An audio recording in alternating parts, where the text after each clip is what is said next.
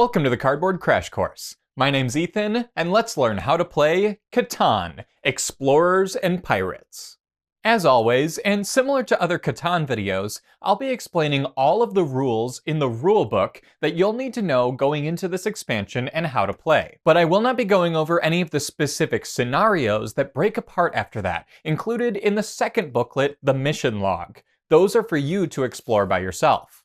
The base game of CATAN is required to play, but you do change out a couple of components from the base game. So let's go over that first, and then how to set up for this expansion, and then the changes to the actual gameplay. Let's get right into it. The components that you'll be removing from the base game of CATAN in order to play with this expansion are as follows.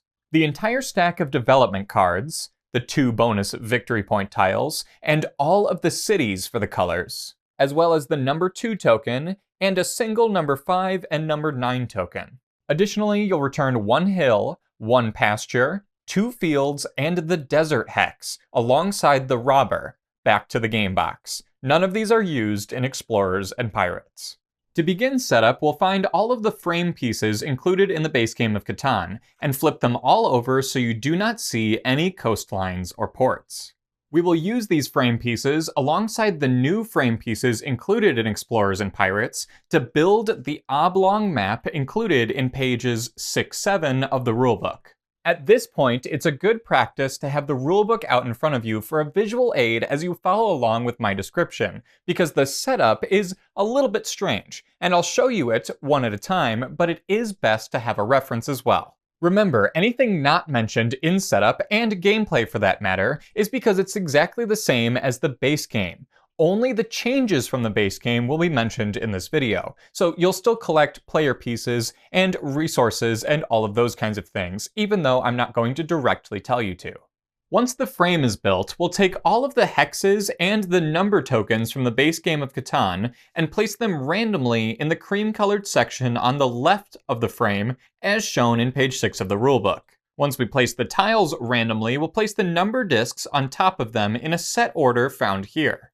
Then we'll find the 17 parrot and 17 goose hexes from the expansion. We'll find and take 1 tile from each of these that has a C front, and place it back into the box. Then, randomly, we'll place all of these hexes face down into the frame, with the parrots being on the top right and the goose being on the bottom right, as shown in the rulebook on page 7. In addition to the goose and parrot hexes, we'll also place the Council of CATAN and the sea hexes, also as shown on the map.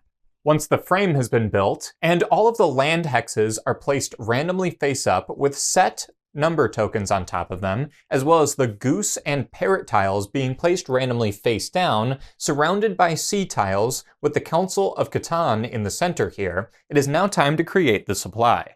Alongside the 5 normal resource types we'll place near the game board, we'll also find the goose and parrot number tiles, separate them, and place them randomly face down in stacks near the game board. We'll also give the same treatment to the larger face down pirate layer tokens. Then find the fish hauls, spice sacks, and gold coins of both denominations and place them nearby. Finally, place the trade rate reminder tile in view of all players. Then place near the game board the 3 extra victory point tiles, the greatest pirate scourge, the best fisher, and the greatest spice merchant, in reach of all players. After determining the first player, each player will not only select a color and take all of the normal settlements and roads of that color, but also all of the new piece types that come with this expansion. They'll also take 2 gold and place it near their supply, as well as replacing the old player aid with this new player aid that shows all of the different costs for the new and old pieces. Placing your starting pieces is as normal with the following exceptions. The first time you place a settlement during setup, it must be placed as a harbor settlement, which means that it's on an intersection between a land and sea tile. When it comes back around to you a second time, you can place a settlement as normal on any spot on the rest of the land hexes. Additionally, as you place settlements during setup, in clockwise order of course, you do not place roads until each player has placed 2 settlements. After each player has placed their second settlement, then the first player, and then going around in clockwise order, will each place a road next to their non-harbor settlement. Then, after each player has done this, the first player now places a ship on any sea edge connected to their harbor settlement. Additionally, they place a settler piece on top of that ship. Settlers ride ships in Catan like this, and we'll explain further what that means, but after the first player has done this, each other player will do the same, placing it along any sea edge that is also connected to that harbor settlement. After that is all completed, each player will gain resources from the supply as normal. Keep in mind that it's legal to either place a ship along a sea-land edge or two sea edges. Either way is perfectly fine, as long as the ship connects to at least one sea edge. You're now set up and ready to play Catan, Explorers, and Pirates. Now this expansion uses all of the normal Catan rules, with everything else in this video being layered on top of it. This includes an entirely new phase of the game. In normal Catan, you do your production phase and then your action phase, but there is a third phase added on to each player's turn using Explorers and Pirates, this being the movement phase. Now, in order to teach you how to play with this expansion, I'm going to first go over the changes to the production phase and the changes to the action phase, and then I'll explain in full what the movement phase is. So let's get into the production phase changes now. The production phase happens fairly standardly, with the number of resources being gained by a player equal to the number of buildings that player has on a tile when a specific number is rolled that corresponds to the number token on that tile. The exception is that cities do not exist in this game mode, so you'll never be receiving 2 resources because of a city. Additionally, gold fields have layers on them that can be captured. Once the layer is captured, the gold field produces 2 gold for each building on the hex, instead of a resource card. Rules for traveling to, uncovering, and capturing these gold fields and layers will be explained later. Additionally, instead of activating the robber when a 7 is rolled, the players will activate their own pirate ship, of which each of the players has one in their own color. After a player rolls a 7 and all players discard cards from their hand as normal, the player who rolled that 7 activates their own pirate ship. If there's nobody's pirate ship on the game board currently, that player places their pirate ship on any sea hex on the game board. There are 2 following exceptions, however. A player may never place their pirate ship on any of the sea hexes that are adjacent to the starting island, or on the frame, which look like sea hexes but are not considered sea hexes or any type of hexes for any reason. Now, if you had rolled a 7 and your pirate ship was already on the game board, you pick it up and must move it to a different sea hex. That sea hex cannot be the same as the one it was already placed at. Additionally, if you roll a 7 and any other player's pirate ship is already on a hex on the game board, remove that pirate ship and hand it back to them so they can place it back in their supply. Then, place your pirate ship on any sea hex as normal. After rolling a 7, all players discarding their cards, and then you placing your pirate ship, you'll steal a random resource card from the hand of another player of your choice with a ship adjacent to that hex. If you go to steal from them and they have no resource cards in hand, they must let you steal one of their gold instead. And if they don't have any resources or gold, then nothing happens. Now that we understand the production phase changes, the action phase changes start with trade. On top of being able to trade any of your resource cards to another player on your turn, you may also trade any combination of gold alongside them. So for example, you could always give another player one of your resource cards, and they could give you 3 gold, or any combination of things that you agree on. Additionally, when trading with the supply, you may trade 3 to 1 by putting 3 of the same resource cards into the supply, and either taking 1 card of your choice from the supply, or a single gold. Additionally, twice, and only twice, during your turn, you may trade 2 gold with the supply in order to take 1 resource card of your choice from the supply. These 2 different types of trades with the supply are given to you as a reminder on this supply reminder token here. Now, building during the action phase has also been changed, because on top of being able to build roads and settlements as normal, you can also build settlers, harbor settlements, ships, and crew. Let's look at the changes to the rules of roads and settlements before diving into the other things that you can build. Roads and settlements may only be built on explored land hexes. That means any of the land hexes that are turned face up, either on the start island or one of the new islands that you'll discover. You may not build on the edges and intersections that are shared between an explored hex and an unexplored hex, like this upside down goose hex here. You may also never build roads or settlements on a gold field that has a pirate layer that has not been captured yet.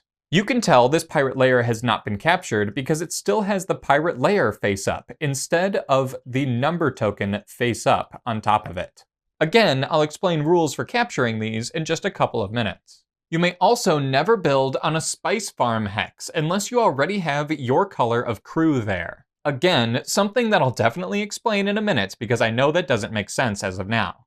Harbor settlements are a new type of piece that you can build that always replaces coastal settlements. Coastal settlements are settlements that are built on the corners of land and sea hexes, and each harbor settlement that is placed in its spot is worth 2 victory points instead of 1 like a normal settlement. Remember, you always start off the game with 1 harbor and 1 standard settlement. You have 4 harbor settlements total and cannot build more. Additionally, harbor settlements may have a large piece or 2 small pieces. That will make sense in just a minute as I explore settlers, fish hauls, crews, and spice sacks. Ships are another new piece you can build that are placed on any sea hex edge that are next to one of your harbor settlements. You must build ships on explored hex edges and can never build ships directly on unexplored hex edges. Just like with harbor settlements, ships can hold either 1 large piece or 2 small pieces within them. The next type of new piece is a settler that costs the same as a settlement. Settlers must be placed in empty slots on either a harbor settlement or a ship that is adjacent to a harbor settlement. If there are not enough slots open in your harbor settlements and adjacent ships, then you can always remove a piece from them as you build a settler in order to place and make room for that settler. Removed pieces in this way are placed back into the supply. Now, crews are the final new piece and are placed in a very similar way, either in an empty harbor settlement or in an empty slot on a ship. But unlike a settler, crews are considered small pieces and only take up half of this space. However, if you didn't have enough space, you could always do the same as a settler and remove things to make space for them. Now that we've explored the differences of the production and action phase from the base game until now using this expansion, let's learn the movement phase that happens after the 2 of those. Now at the end of this movement phase, you'll always pass it to the next player in clockwise turn order like normal. But let's learn how to do things in the movement phase. During the movement phase, you can move your ships and perform actions with them. Now, each ship can be moved up to 4 spaces along a continuous line of sea hex edges. This is because each ship, tracked separately, has 4 movement points. So you can move each of your ships up to 4 edges, using a movement point per edge moved. So if the red player wanted to move their ship up to 4 spaces, they could move 1, 2, 3, 4 continuous hex edges along the game board, using up all of their movement points for that ship. Now, movement points can be increased up to 2. In order to do so, you must pay 1 wool per ship you're giving these +2 movement points to. This would be a total of up to 6 movement available per ship. There is a reminder of this interaction on the building costs reminder tile here, and you can only ever pay up to 1 wool in order to move a ship up to 2. You cannot move a ship more than 6 points total. Now, along each tile edge, either during movement or when you stop, each tile edge can only house up to 2 ships. That is, of the same or different player colors. So when you end your movement, you must end your movement with either an empty sea hex edge or one that only has 1 other ship or road. Additionally, you can move each ship independently, up to 4 because of those 4 movement points tracked separately per ship, but you must complete an entirety of a ship's move before moving on to another ship. Now, as you move, if you moved onto, off of, or around the edges of a sea hex containing an opponent's pirate ship, you must pay tribute to that pirate.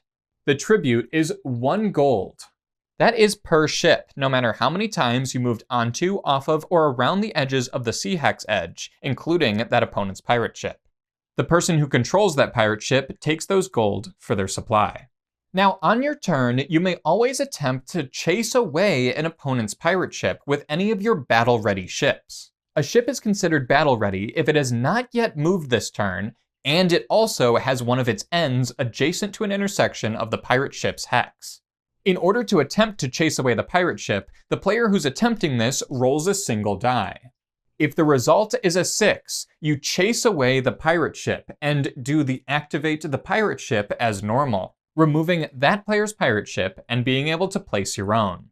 Each of your ships may only attempt to chase away the pirate ship once per turn, although whether you succeed or not, that ship may also move up to its normal 4 movement points, whether the pirate ship was chased away or not. Now, before, during, or after movement of a ship, you may always load and unload your ships. You can either move one of your pieces from a harbor settlement onto a ship, or vice versa, or even swap pieces if there wasn't enough room on one of them. This can be done in the middle of movement and costs no movement points. This can help you before, during, or after movement in order to move those pieces where they need to be along the game board. The next new rule we must explore is exploring hexes. Whenever your ship is adjacent to the intersection of an unexplored hex, you must discover this new location by flipping over the hex. If this location was a standard land tile, then you must grab the top random number token of that same stack and place it on that tile.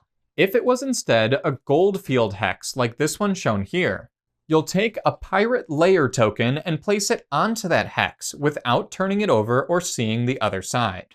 And if that hex was instead a spice farm, which is a tile with one of these interaction icons on the bottom here, you'll take a number of spice sacks from the supply per player and place it onto that tile.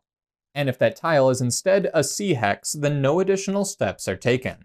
Whenever you explore a previously unexplored hex, take a resource of that same type of that hex from the supply and add it to your hand. If there's no resource of that type, such as the case with spice farms and gold fields, instead take 2 gold from the supply and add it to your personal supply. You may also unload any pieces from a ship onto an adjacent hex, such as this crew moving onto this pirate layer gold field here. Now, you may also build new settlements on newly explored land with the aid of a settler. When one of your ships with a settler is next to an intersection of a land hex, that being either the mainland or one of your explored sections, you may return the settler and the ship it's on onto your play area in order to place one of your settlements in that section. This is costly, but it is one of your only ways to explore new lands. Now, the final thing to explore with this expansion are the missions. At the beginning of most scenarios, you'll be instructed to place one of your markers on each space at the beginning of a mission. Whenever you make progress on a specific mission, which I'll talk about how to make progress on each of these in just a minute, you'll move your marker one space up that mission track. Now, not only will you gain a victory point equal to the number of victory point symbols to the right of that mission track, you'll also gain an extra victory point by taking the corresponding victory point tile and placing it in your play area. The player with the highest at any given time takes that victory point tile from the player that previously had it. Let's talk about each of those missions now, starting with Pirate Layers and the Greatest Pirate Scourge. Players advance on this Pirate Layer mission track by capturing Pirate Layers. Throughout the game, crew pieces may be unloaded onto goldfield hexes that still have pirate layers on them.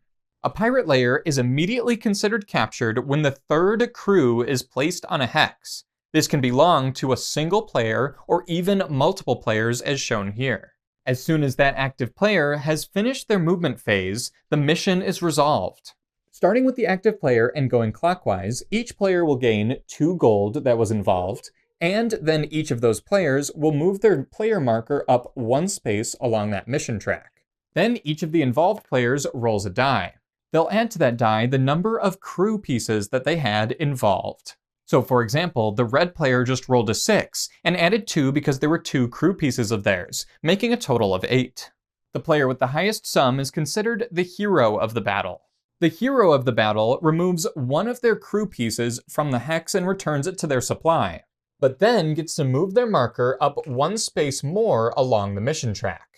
Finally, flip that pirate layer token face up, showing that it's been captured. This gold field now produces 2 gold, as I explained earlier, every time this number is rolled.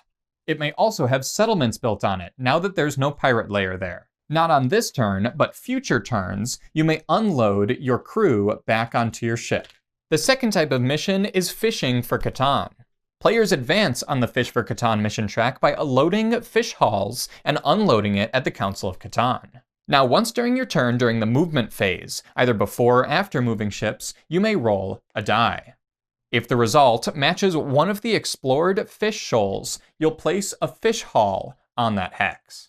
Fish hauls cannot be placed if there was already a pirate ship or another fish haul there. And you don't actually have to have your ship adjacent, although it's very helpful because you can always load fish hauls onto your ships. Then, on the same or a different turn, when one of the ends of your ship touches one of the anchors on the Council of Catan, you can unload your fish haul onto the Council of Catan tile. Fish hauls stay on the Council of Catan tile, so it is possible to run out of them from the supply. After doing this, move your marker 1 space up on the Fishing for Catan mission track. Similar to the Fishing for Catan mission, the Spices for Catan mission has to do with loading and unloading these spice sack tokens. To load a spice sack onto a ship, you must first unload a crew token onto the ship, and then load a single spice sack back on. Now, the difference from pirate layers to spices is that crew pieces that are placed on spice farms never leave. They must stay there for the rest of the game, and you cannot use them to rebuild somewhere else. And just like with Fishing for Catan, you may unload spice sacks onto the Council of Catan due to these anchor markers, moving yourself up 1 space on the Spices for Catan mission track. The benefit to having one of your crew on a spice tile is that each spice tile has a different spice farm advantage. These spice farm advantages are explained in here as reminders and in the rulebook in further detail. You only gain this bonus if you have a crew token here, so it's worth losing permanently as long as you can manage it. Now, when playing with the Explorers and Pirates expansion, there is a change to winning the game. If on your turn you have at least 17 victory points, you immediately win the game, instead of the normal 10 victory points needed when playing without the expansion. That's a considerable amount more victory points, but remember, each of those mission tracks gains you victory points and the extra victory point tile if you're the highest. So there's a lot more avenues to gain points when playing with this expansion. And that's all I have to teach you about playing Catan, Explorers, and Pirates. Thank you so much for watching this video, and thank you to Asmodee for sending this expansion over. If you want to check out other cool Catan expansions like Traders and Barbarians or the Seafarers expansion, those are on screen now. Have a great rest of your day, and I'll see you next time on the Cardboard Crash Course.